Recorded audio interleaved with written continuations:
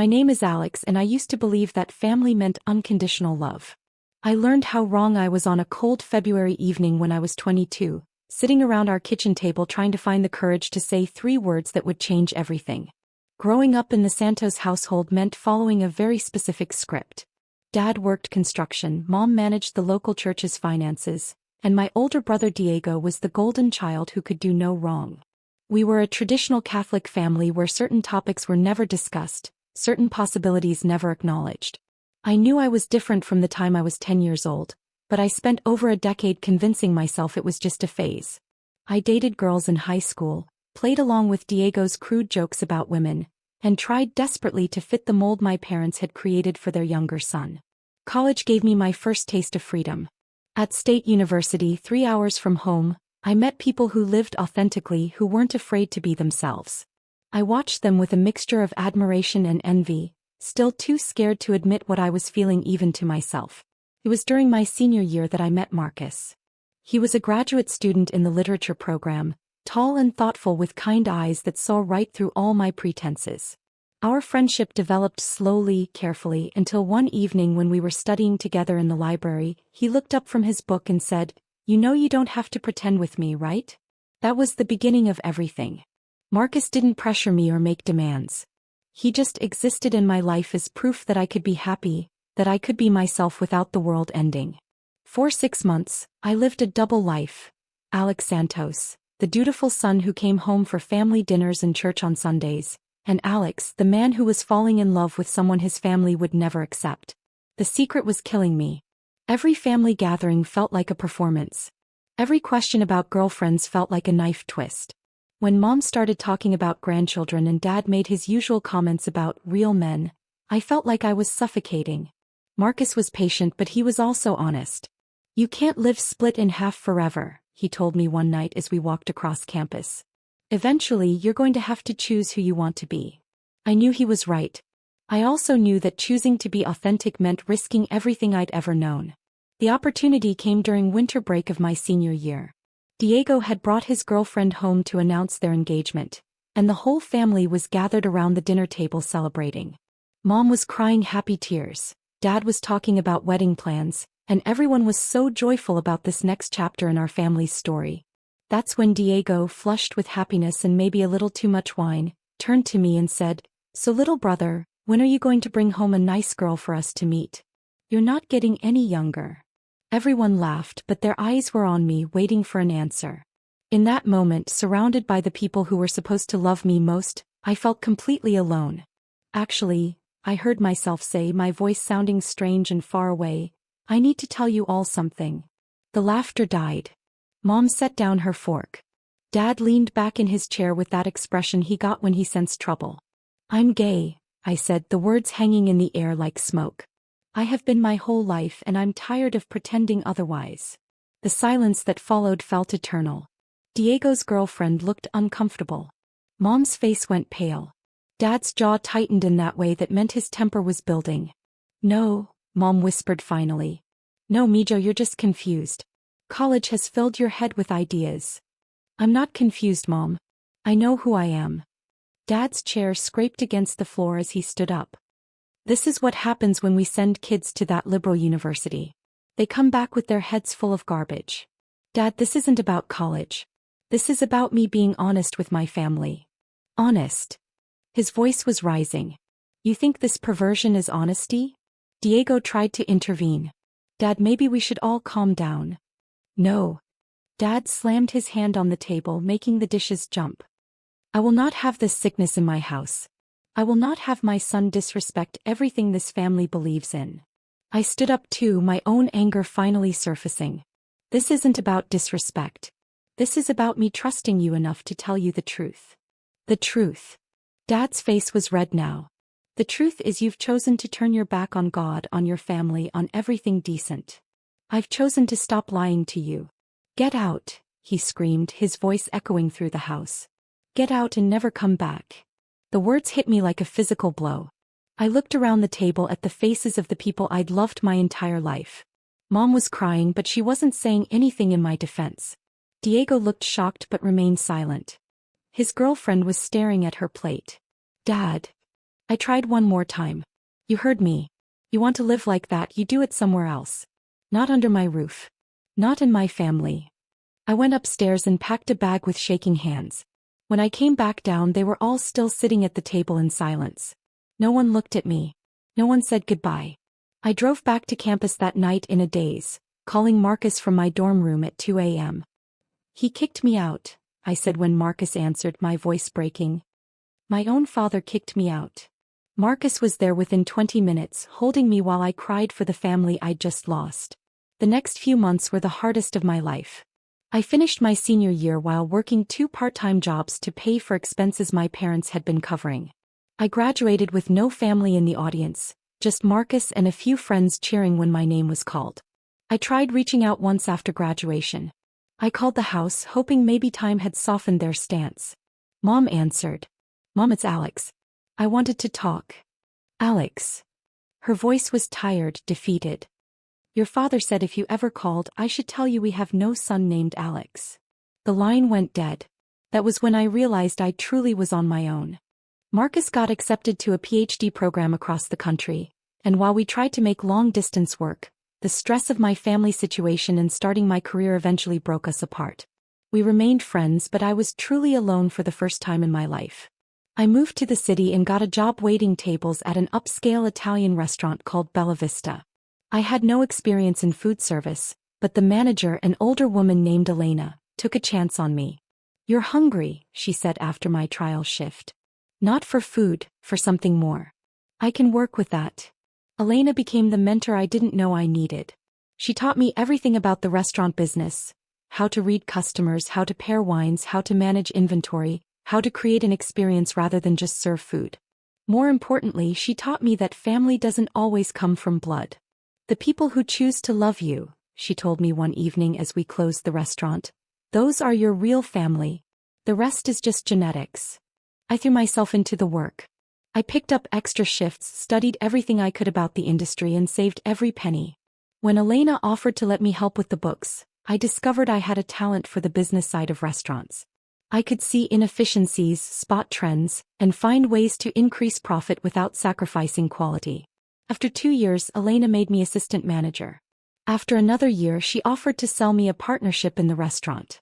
I didn't have the money, but she believed in me enough to arrange financing. This place needs young blood, she said. Someone who understands that food is about bringing people together, not pushing them apart. Working alongside Elena, I learned that success in the restaurant business isn't just about good food. It's about creating a place where people feel welcome, where they want to celebrate their important moments. We specialized in family gatherings, anniversary dinners, birthday celebrations. It broke my heart sometimes watching happy families toast each other across our tables, but it also motivated me to build something meaningful. When Elena decided to retire 3 years later, she offered to sell me the entire restaurant. By then, I'd proven myself capable of running every aspect of the business. I'd also saved enough money and built enough credit to make it work. Bella Vista is yours now, she said on her last day, pressing the keys into my hand. Make it something special. I did exactly that. I renovated the dining room, expanded the menu, and hired the best staff I could find. But most importantly, I created the kind of atmosphere I'd always craved, a place where everyone was welcome, where love was celebrated in all its forms, where no one was turned away for being who they were. The restaurant began getting recognition. Food critics praised our innovative menu and warm atmosphere. We started booking up weeks in advance for weekend reservations. I opened a second location, then a third. Within 5 years of being disowned by my family, I owned a small but successful restaurant empire. I still thought about my parents sometimes, wondered if they ever regretted their choice. Through social media and mutual acquaintances, I heard updates about their lives. Diego had gotten married and had 2 kids. Dad had retired from construction. Mom still worked at the church. They had no idea what I'd become. Then, on a busy Saturday evening in March, exactly 5 years after that horrible dinner, my hostess came back to the office where I was reviewing receipts. Alex, there's a family in the main dining room requesting to speak with the owner. They're celebrating their anniversary and they wanted to compliment the food and service. I looked up from my paperwork. Did they say what the occasion was? Their 30th wedding anniversary. They said this is their favorite restaurant, that they come here for all their special occasions. Something in my chest tightened. Did you get their name? Santos. Table 12. The world stopped spinning. My hands trembled as I set down the receipts. Santos. Table 12. After 5 years of silence, my parents were sitting in my restaurant, asking to meet the owner they'd been unknowingly supporting. I walked to the kitchen window and peered out at the dining room. There they were, at the corner table by the window, the same table I'd reserved for VIP guests. Mom wore a navy dress I didn't recognize. Dad had more gray in his hair than I remembered. Diego was there too, with his wife Carmen and their 2 young children. They looked happy, relaxed. Mom was laughing at something one of the grandchildren had said while Dad gestured animatedly, telling some story. This was their favorite restaurant, the hostess had said. They came here for all their special occasions. For 5 years, they'd been celebrating their family milestones in the business I'd built from nothing. The irony was almost too much to bear. Alex. My sous chef Miguel appeared beside me. Everything okay? You look like you've seen a ghost. In a way I had. That table 12, I said quietly. That's my family. Miguel's eyes widened. He knew my story, most of my close staff did. The ones who... the ones who kicked me out. I took a deep breath. They want to meet the owner. What are you going to do? I stared at the table where my parents sat, completely unaware that their disowned son was watching them enjoy the life he'd built without them. Part of me wanted to hide, to send someone else out there with my compliments. Part of me wanted to have them removed from the restaurant. But a bigger part of me, the part that had spent 5 years building something meaningful, something that brought families together, knew exactly what I had to do. I'm going to go introduce myself, I said, straightening my chef's jacket. I walked through the dining room slowly, nodding to regular customers, checking on other tables. My heart was pounding so hard I was sure everyone could hear it. As I approached table 12, I could hear fragments of their conversation. The service here is always perfect, Mom was saying. And the food. Alex would have loved this place. Diego shifted uncomfortably. Mom. What? I can't mention my son's name. You know Dad doesn't like. Your father isn't here right now. Dad returned from the restroom at that moment, settling back into his chair. What aren't I going to like? Nothing, Dad, Diego said quickly. I took another step closer. Mom looked up and our eyes met. For a moment her face showed confusion. I looked familiar but she couldn't place me. Then recognition dawned and her wine glass slipped from her hand, shattering on the floor. Oh my God, she whispered. Dad turned to see what had caused the commotion and froze when he saw me standing there. Diego's face went pale. The children looked confused by the sudden tension. Good evening, I said, my voice steadier than I felt. I'm Alex Santos, the owner of Bella Vista. I understand you wanted to meet me. The silence stretched between us like a chasm. Other diners began to notice the dropped glass, the frozen family at table 12. Alex. Mom's voice was barely audible. Is it really you? Hello, Mom. Diego. I nodded to each of them in turn, then smiled at the children I'd never met. And you must be my niece and nephew. Dad's jaw worked silently. His face had gone red, the same color it used to turn when he was about to explode. You own this restaurant? Mom stammered. I do. All 3 locations, actually. I gestured around the dining room. I heard this was your favorite place. That you come here for special occasions. Diego found his voice first. Alex, we had no idea. Of course you didn't. Why would you? We haven't spoken in 5 years. Dad finally spoke, his voice tight with controlled anger. What kind of game is this? It's not a game, Dad. It's my life. The life I built after you threw me out of yours. Other customers were definitely staring now. I signaled to Miguel, who quickly appeared with a busboy to clean up the broken glass. Perhaps we should continue this conversation in my office, I suggested. Unless you'd prefer to have it here in front of everyone. Mom was crying silently now. Dad's hands were clenched into fists on the table. Diego looked like he wanted to disappear. Kids, Carmen said quietly to her children, why don't you go look at the fish tank by the entrance? After the children left, an uncomfortable silence settled over the table. 30 years, I said, looking at my parents. Congratulations. That's quite an achievement. Alex, please, Mom said, reaching toward me. Can we talk? Privately. I looked at her hand, remembering how it used to comfort me when I was scared, how it had felt when she'd braided my hair as a child. Now it just looked fragile and uncertain. We're talking, Mom. Right here, right now. Dad leaned forward. You think you're clever, don't you? Setting this trap. Trap. I laughed, surprising myself. Dad, I didn't even know you came here until 10 minutes ago. You chose this restaurant. You made it your favorite place.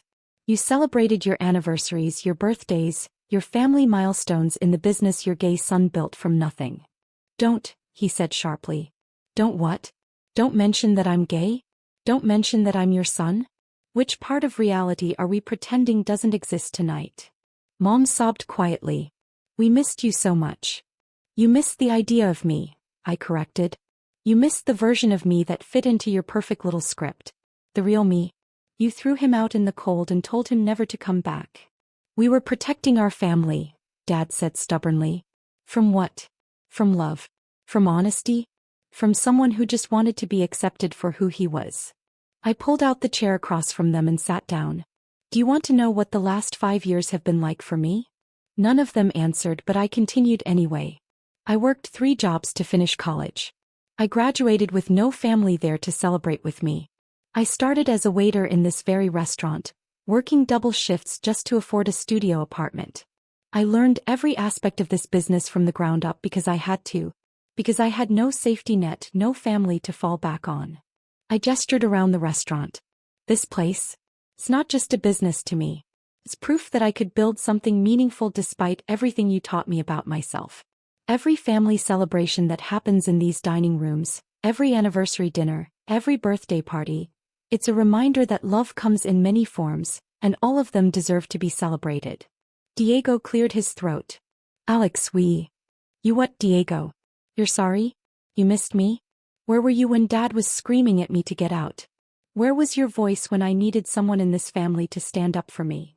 I was scared, he admitted quietly. I was a coward.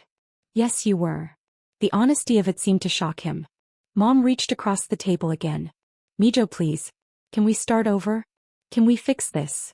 I looked at her tear-stained face, at Dad's stubborn jaw, at Diego's guilty expression. These people had shaped my entire childhood, had been the center of my world for 22 years. And in one night, they'd made it clear that their love came with conditions I could never meet. Mom, do you know what I've learned about family in the past 5 years? She shook her head. I've learned that the people who choose to love you, who support you when you're struggling, who celebrate your successes, those are your real family. Blood doesn't make someone family. Love does. Acceptance does. Being there when it matters does. I stood up. Elena, the woman who used to own this restaurant, taught me more about unconditional love in 3 years than I learned in 22 years at home. Miguel, my sous chef, has been more of a brother to me than Diego ever was after that night. The staff here, my chosen family, they know who I am and they love me anyway. But we're your real family, Mom protested. Are you? When was the last time any of you asked how I was doing? When was the last time you wondered if I was happy, if I was healthy, if I was lonely?